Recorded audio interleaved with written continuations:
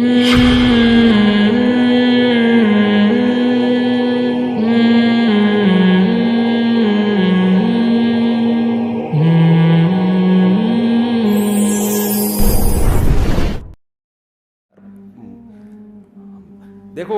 ہمیں اگر یقین ہو جائے نا کہ آج مر جائیں تو اللہ ہم سے راضی ہے، تو میں کہتا ہوں ابھی مر جائیں فوراً، ایک سیکنڈ بھی نہ بچے ہم کیوں مرنا نہیں چاہتے کہ پتہ نہیں جائیں گے کہاں. مسئلہ سارا یہ ہے. آئی بات سمجھ میں؟ اصل مسئلہ یہ ہے کہ پتہ نہیں ہمارے اعمال اس قابل ہیں یا نہیں کہ جنت میں جائیں، تو ہم پھر کوشش کرتے ہیں تھوڑا زندہ رہ لیں تاکہ کچھ توبہ کی توفیق مل جائے، کچھ اور اچھے اعمال کی توفیق مل جائے، کچھ برائیاں اگر ہوں تو ان سے بچنے کی توفیق مل جائے. تو مسلمان تو زندگی اس لیے مانگتا ہے تاکہ جو خامیاں ہیں ان کو ٹھیک کرنے کا اس کو موقع مل جائے، ورنہ میرے بھائی یہ زندگی مقصود نہیں ہے. مرے گا آج نہیں تو کل مرے گا. اور کمال کی بات یہ ہے کہ جس کے موت کا خوف نکل جائے تو وہ مرتا بھی جلدی نہیں ہے، کہ وہ ٹینشن فری ہو جاتا ہے نا. مرے گا کسی اور وجہ سے، ٹینشن سے نہیں مرتا پھر وہ. تو آپ کو اللہ نے میرے بھائی بھیجا ہے، ہم خود بخود نہیں آئے ہیں. جب اللہ نے بھیجا ہے تو اللہ نے کہہ دیا کہ جیسے مائیں بچوں کو سکھا رہی ہوتی ہیں بیٹا چاکلیٹ مت کھانا پیٹ میں، ویسے ہی کیڑے ہیں، جب کھاؤ گے تو یہ ساری چاکلیٹ کیڑے زیادہ شوق سے کھائیں گے، ٹھیک ہے نا، اور وہ اور موٹے تازے ہو کے اب 4 شادیاں بھی کریں گے اور اپنی نسل بھی بڑھائیں گے. وہ کیڑے یہ کام کر رہے ہوتے ہیں بچے کے پیٹ میں، لیکن بچے کو ایسا کیڑا ہوتا ہے وہ پھر بھی چھوڑتا ہے نہیں. تو جو کیڑا بچے کو ہوتا ہے نا وہی آج انسانوں کو ہے. اللہ کہہ رہا ہے کہ یہ مت جاؤ، اس طرف مت جاؤ، اس سے دل مت لگاؤ، حلال استعمال کرو اور اس سے بھی دل مت لگاؤ. اتنی محبت کرو جتنی مسافروں سے کی جاتی ہے. آپ ٹرین میں بیٹھتے ہیں، کوئی خوبصورت سا دوست، بڑی زبردست پرسنالٹی، وہ آپ کے ساتھ آ کے بیٹھ گیا، آپ کو اچھا لگا، بات چیت میں آپ کا دل اس کی طرف مائل ہوتا ہے، بس اتنا. یہ نہیں ہوتا کہ جب وہ پشاور اسٹیشن پہ اترا تو پھوٹ پھوٹ کے رونا، بے ہائے ہائے میرا دوست جدا ہو گیا اور ڈپریشن کی گولیاں کھا رہے ہیں، ڈاکٹر صاحب یار وہ وسیم بھائی میرے ساتھ بیٹھے ہوئے تھے، بڑے اچھے لگ رہے تھے مجھے، وہ ملتان پہ اتر گئے، مجھے پشاور جانا تھا، دونوں کا اسٹیشن الگ تھا، میں ڈپریشن میں جا رہا ہوں، خدا کے لیے مجھے کچھ گولیاں دو. ڈاکٹر کہے گا بے وقوف پہلے تو اپنی کھوپڑی کا علاج کر، جب تجھے پتا تھا اس کا اسٹیشن ہی الگ ہے، تیرا اسٹیشن ہی الگ ہے، تو اتنی محبت تو نے کی کیوں اس سے؟ تجھے پتا نہیں تھا؟ تو یہی حساب کتاب ہے بھائی. اللہ میاں منع کر رہے ہیں بھائی مسافر خانہ ہے. دیکھو ہم سے پہلے 60-70 سال پہلے آپ کبھی کراچی کا نا لکھیں کہ 1974 میں کراچی کیسا تھا یا 1960 میں کیسا تھا، تو آپ کو یوٹیوب پہ ویڈیوز آ جائیں گی، ٹانگے والے آئیں گے، کچھ برگر آئے گا، کچھ بڑا اچھا سا کراچی آئے گا پرانے زمانے کا نا، سارے جوان لوگ نظر آئیں گے. پھر آپ دیکھیں یہ جوان میں سے ایک بھی ابھی مارکیٹ میں، سارے کہاں ہیں؟ کوئی پاپوش کے قبرستان میں، کوئی سخی حسن میں لیٹا ہوا ہوگا جس کی ہم ویڈیو دیکھ رہے ہیں، اور وہ بھی خوش قسمت ہے جو لیٹا ہوا ہوگا، ورنہ گورکن پارٹس نکال کے کوئی ہو سکتا ہے گردہ غفار بھائی کے لگا ہوا اس کا صحیح بات، کوئی بھروسہ نہیں ہے. ابھی تو ڈاکٹروں نے بھی ایک کام شروع کر دیے ہیں، جیسے ہی تازہ مردہ ہو پارٹس نکال کے جس کے جو فٹ آ رہا ہے اس کے لگا دیے، چل گئی. تو مردے کا بھی تمیز سے نہیں سو سکتا قبر میں. تو آپ دیکھیں پرانے زمانے کی نا وہ ویڈیوز دیکھیں اور پھر دیکھیں یہ سارے مارکیٹ سے کیا ہو گئے شارٹ. تو کل بہت جلد لوگ دیکھ رہے ہوں گے یار 2022 میں لالو کھیت کی مسجد میں بیان ہو رہا تھا، تو ہم نظر آئیں گے اس کو بیان کر رہے ہیں، شادیوں کی باتیں، بچے پیدا کرنے کی، آپ لوگ بھی انجوائے کر رہے ہیں. وہ پھر وہ مولوی صاحب یہ سمجھا رہے ہوں گے یہ جتنے بھی لوگ ہیں نا یہ ہیں نہیں تھے ٹھیک ہے نا. کوئی پاپوش کے قبرستان میں ہے، مجھے تو قبرستانوں کے نام بھی نہیں آتے یار، سخی حسن کے قبرستان میں، کوئی فلانے قبرستان میں، کوئی فلانے قبرستان میں، سارے مارکیٹ سے کیا ہے شارٹ. یہ وہ لوگ ہیں جو کہتے تھے کہ جس کے پاس بحریہ ٹاؤن کا پلاٹ ہے نا کامیاب صرف وہی ہے. آئی بات سامنے؟ یہ وہ لوگ تھے جب بھی ملا کرتے تھے بولتے تھے یار تیرا سورس آف انکم کیا ہے یار، بتا یار تو کماتا کیا ہے؟ کہیں گے میں ٹھیلا لگاتا ہوں، 2 ٹکے کا آدمی نہیں ہے، دفع ہو یہاں سے، ٹھیلا لگاتا ہے ٹماٹر بیچتا ہے، ادھر جا.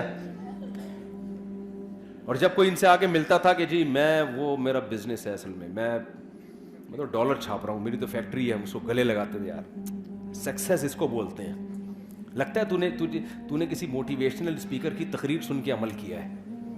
تو جواب میں کہا بھائی موٹیویشنل اسپیکر تو مجھ سے سیکھ کے جاتے ہیں. جیسے میں کہیں بیٹھا ہوا تھا نا مسجد میں نے تیسری شادی کی تھی اس وقت معذرت کے ساتھ, تو کچھ لڑکے بیٹھے ہوئے تھے, معذرت اس لیے کہ لوگوں کی ایک ایک نہیں ہو رہی, پھر وہ بہت شرمندہ ہوتے ہیں ایسی باتیں سن کے نا, تو میں معذرت کر لیتا ہوں احتیاطاً. میں بیٹھا ہوا تھا نا تو لڑکے میرے سامنے تو بات کرتے نہیں, جب میں نے تیسری کی نا تو کچھ لڑکے نا مسجد کے صحن میں بیٹھے ہوئے, انہی میں ایک ایسا بندہ بیٹھا ہوا جو میرا ریلیٹو تھا. ان لڑکوں کو نہیں پتا تھا کہ یہ میرا جاننے والا ہے. اب فری ہو کے بات کر رہے ہیں, آپس میں بات کر رہے ہیں, بھائی یار یہ مولوی صاحب جو ہے, مفتی صاحب کون سی حکیم سے دوائیں لیتے ہیں یار, یہ کھاتے کیا ہیں یار, تیسری شادی کر لی انہوں نے یار. دوسرا کہتا ہے ابے حکیم خود ان سے دوائیں لے کے جاتے ہیں. پھینکے جا رہے ہیں, پھینکتے یار.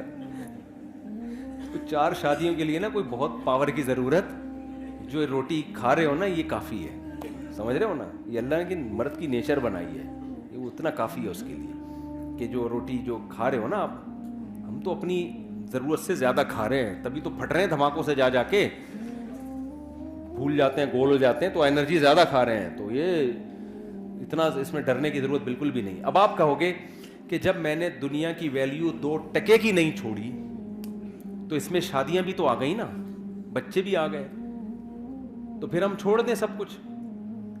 مسافر خانہ, یہ 4 عورتیں بھی تو چھوڑنی ہے نا اپنے, بچے ہوں گے تو وہ بھی قبر میں اتاریں گے, تو کیا ضرورت ہے بحریہ ٹاؤن میں بزنس کرنے کی, کیا ضرورت ہے ڈاکٹر بننے کی, بس یہ آخری بات, کیا ضرورت ہے انجینئر بننے کی, کیا ضرورت ہے سائنٹسٹ بننے کی, کیا ضرورت ہے بزنس مین بننے کی, کیا ضرورت ہے بچوں کا باپ بننے کی. تو چھوڑ دو, 2 ٹکے کی ویلیو نہیں ہے. اب کیا کرو, جنگل میں نکل جاؤ, اللہ اللہ کرو, اللہ کو راضی کرو, مریں گے سکون سے, دنیا سے چلے جائیں گے. کیا خیال ہے؟ بعض لوگوں کو یہ بھی اشکال ہوگا جب یہ بیان سنتے ہیں, یار جب مسلمانوں کے دل میں دنیا کی 2 ٹکے کی ویلیو نہیں رہے گی تو یہ تو ترقی میں اور پیچھے ہو جائیں گے. نہیں آ رہی بات؟ پہلے ہی ہم ترقی میں اتنے پیچھے ہیں. وہ ان کی ٹرینیں دیکھو, ابھی تو میں بیٹھ کر آیا ہوں ٹرینوں میں, کراچی سے لاہور تک کا, پشاور تک کا جو سفر ہے نا, جو ہمارے یہاں طے نہیں ہوتا ٹرین میں, آدھے میں اترنا پڑتا ہے کہ میں نہیں جا رہا بھائی, میں واپس جا رہا ہوں.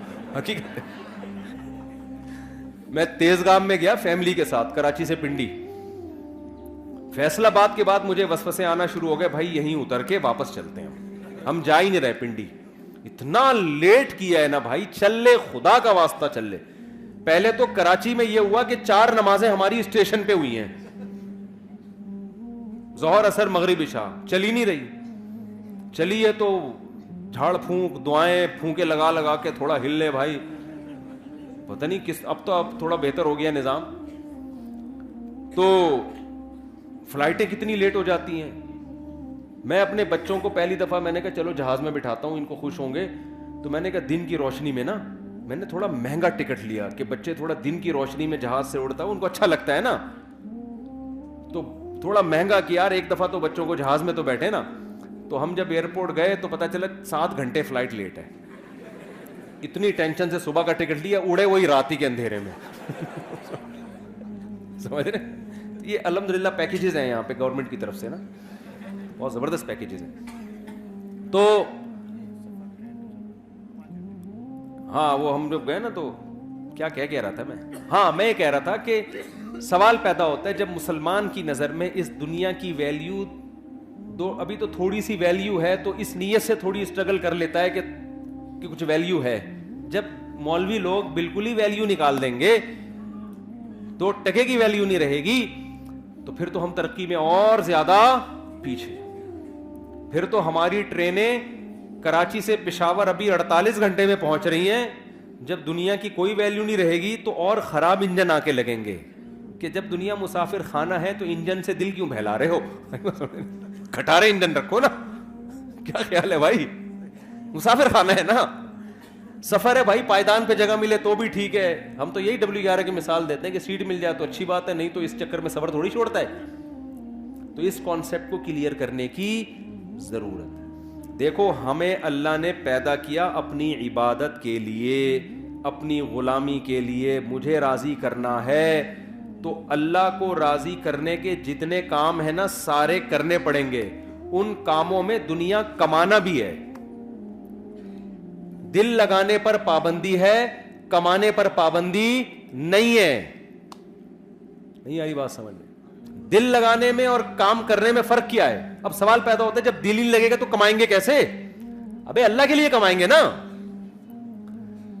اور جب اللہ کے لیے کمائیں گے تو کچھ لذتیں بھی حاصل ہوں گی دنیا کی, پھر ان لذتوں میں مزہ بھی آئے گا.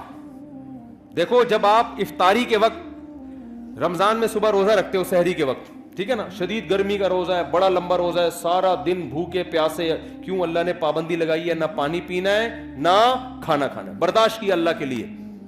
پھر جب سورج غروب ہونے کا وقت آتا ہے, اب اللہ کہہ رہے میری عبادت اگر کرتے ہو تو کیا کرو, اب نہیں کھاؤ کیا, اپنی خواہشات قربان کرو, یہ بولتا ہے اللہ. اب اللہ کہتا ہے اب جو دیر کرے گا وہ گناہگار ہوگا, اب کھاؤ, کیا کرو, کھاؤ. اب ہم کس کو خوش کرنے کے لیے کھاتے ہیں؟ ڈبل مزہ آتا ہے کہ نہیں آتا؟ ایک مزہ یہ آتا ہے کہ پکوڑوں کا مزہ آ رہا ہے, سموسوں کا مزہ آ رہا ہے, دوسرا اس سے اللہ خوش بھی ہو رہا ہے, اس سے اللہ کیا ہو رہا ہے؟ تو دنیا کا مزے کا مزہ اور اللہ کی عبادت کی عبادت. کیسی پیاری دعا ہے جو نبی پڑھا کرتے تھے روزہ افطار کرنے کے بعد, ذهب الظما وابتلت العروق وثبت الاجر انشاءاللہ. پیاس بھی چلی گئی اور رگیں تر ہو گئی. یہ تو دنیا کا مزہ, اور آخرت کا مزہ کیا, اس روزے کا اجر ہمارے اعمال میں اللہ نے لکھ لیا, یہ آخرت میں ملے گا ہمیں, اس کی ایک الگ خوشی ہوتی ہے.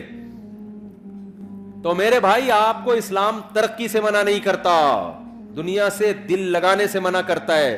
دل کس سے لگاؤ؟